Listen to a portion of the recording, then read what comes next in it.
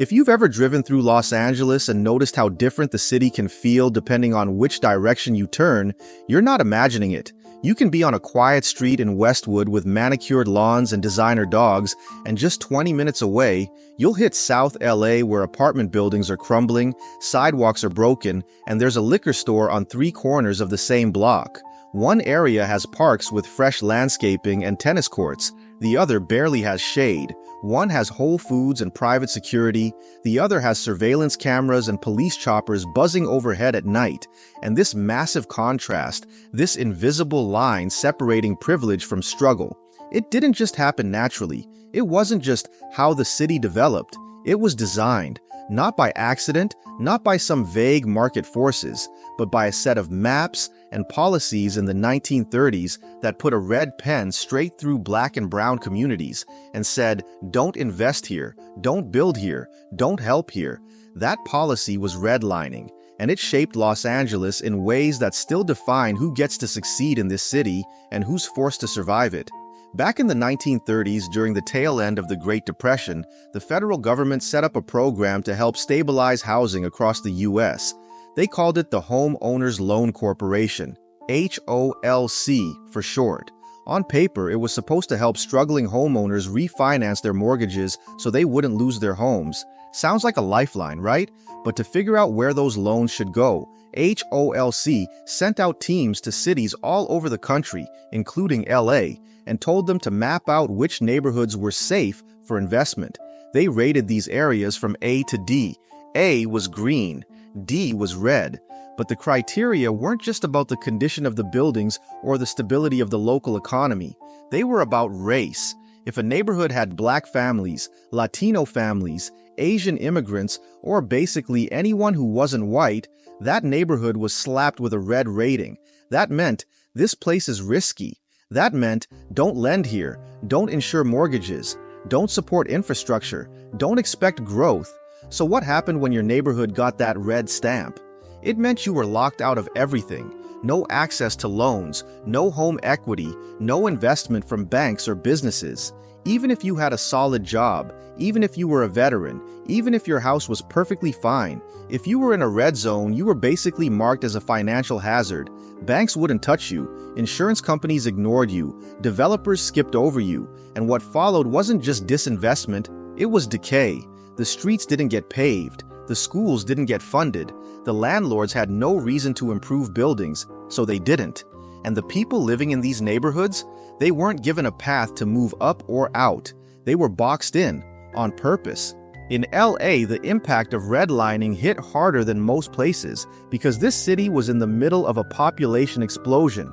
People were pouring in from all over the country, especially during and after World War II, chasing jobs in defense, aerospace, entertainment. Developers were building suburbs like crazy, Pasadena, the San Fernando Valley, the West Side, but only white families were getting access to those homes. The government literally subsidized the creation of white suburbs while actively starving neighborhoods of color. If you were black and tried to buy a home in one of those new green zones, it wasn't just difficult, it was nearly impossible. Real estate agents followed racial covenants written directly into property deeds that banned sales to anyone not of the Caucasian race. This wasn't some hidden policy. It was written down. It was out loud. It was enforced. And when those legal barriers finally got challenged, like in the Shelley versus Kramer case in 1948, they didn't just vanish. Banks still found ways to deny loans. Cities found ways to zone people out. And here's the thing. Those red lines didn't just block wealth, they actively redirected it. While black and brown families were locked out of home ownership, white families were building equity. They were using their homes to send their kids to college. They were starting businesses, passing down property, moving into better neighborhoods. The value of their homes increased over decades. That's how generational wealth is built. Meanwhile, people in redline neighborhoods were stuck renting, often from slum lords who had zero incentive to maintain the properties. Property values didn't rise, public services were neglected, and anytime a family tried to get ahead, they hit another wall, either from banks, employers, or the city itself.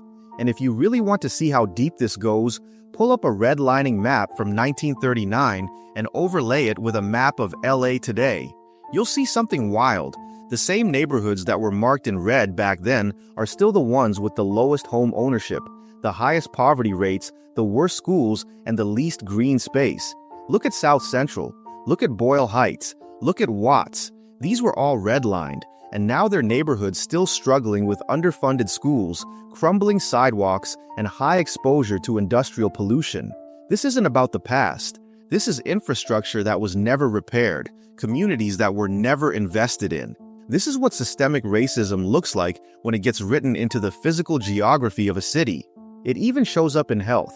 The same redline neighborhoods have the highest asthma rates, the lowest life expectancies, because they were often zoned next to freeways, or factories, or rail yards, the kinds of places nobody wanted to live near. But if your neighborhood was already redlined, it didn't matter. The city dumped whatever it wanted there. Environmental racism didn't happen on accident. It happened because city planners knew they could get away with it in neighborhoods that had been labeled disposable. And then there's policing. Once redline communities started dealing with all this disinvestment, the city didn't respond with support or funding.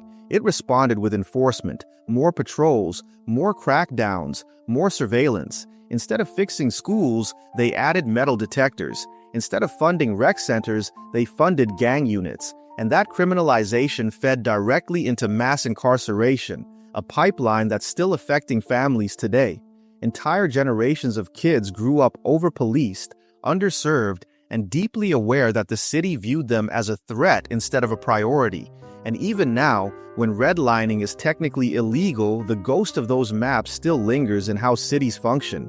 Gentrification has become the newest chapter. Suddenly, the same neighborhoods that were once labeled too risky for investment are now up and coming. Developers sweep in, buy up properties for cheap, flip them, raise rents, and price out the people who were there through all the hard years.